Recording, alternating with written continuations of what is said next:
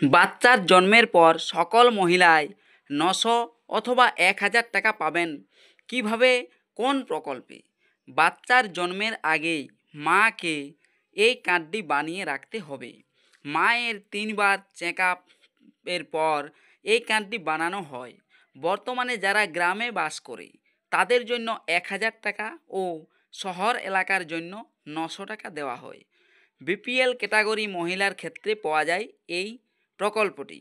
যদি আপনার BPL number নেই, আপনার কাছের কোনো ব্যক্তির দাদা, ভাই বা যে কোনো ব্যক্তির যদি বিপিএল নাম্বার রয়েছে, সেই নাম্বার পঞ্চায়েত থেকে ইনকাম সার্টিফিকেটে লিখিয়ে নিয়ে উপস্বাস্থ্য কেন্দ্র চলে যাবেন, সেখানেই কার্ডটি আপনাকে দেবে এবং পরে বাচ্চা হওয়ার পর হাসপাতালে ওই কার্ড, বাচ্চার মায়ের অ্যাকাউন্ট, আধার, ছুটির কাগজ জমা দিবেন। তারপর কিছুদিন পর টাকা পাবেন বাচ্চার মায়ের অ্যাকাউন্টে। তাহলে এই ফর্মটি কিভাবে ফিল আপ করবেন বা কোন প্রকল্পটি কোন কার্ড, এটা জানার জন্য ভিডিওটি শেষ পর্যন্ত দেখুন। আর এই চ্যানেলটিতে নতুন হয়ে থাকলে চ্যানেলটিকে সাবস্ক্রাইব করে পাশে থাকুন, পাশের বেল আইকনটি ক্লিক করে নিন যাতে পরবর্তী নতুন ভিডিও নোটিফিকেশন পেয়ে যান। আর যারা এই চ্যানেলটিকে সাবস্ক্রাইব করে রেখেছেন তাদেরকে অসংখ্য ধন্যবাদ।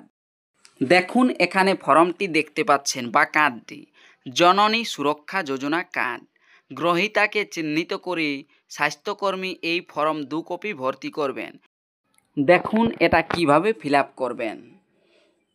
পর্ব 1-এ উপস্বাস্থ্য কেন্দ্রের নাম লিখবেন, গ্রাম পঞ্চায়েতের নাম লিখবেন, তারপর ব্লকের নাম, তারপর আবেদনকারীর নাম, মহিলার নাম, গর্ভবতী মহিলার নাম, স্বামীর নাম, তারপরে আশাকর্মীর নাম, আবেদনকারীর ঠিকানা। এখানে স্বামীর পেশা জনমজুর বলে সিলেক্ট করবেন। 3টে অপশান রয়েছে, যেটা পারবেন সেটা সিলেক্ট করবেন। তারপর বিপিএল নাম্বারটা লেখা থাকবে, এরপর পরের পাতা চলে যাবেন। এখানে মহিলার বয়স 19 বছর হয়েছে কিনা, 19 বছরের বেশি হয়েছে কিনা, অর্থাৎ 19 বছর বয়সের আগে কিন্তু এই পরিষেবা পাবেন না। এই যে এইভাবে এই ঘরগুলো ফিল আপ করবেন।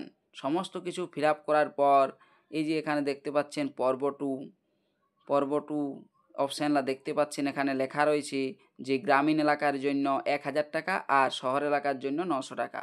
এইভাবে ফর্মটি ফিল আপ করবেন। দেখুন আমি আরেকবার দেখাচ্ছি ফর্মটা। জননী সুরক্ষা যোজনা কার্ড দেখতে পাচ্ছেন, 2টি কপি থাকবে, একটি আপনাকে দেবে।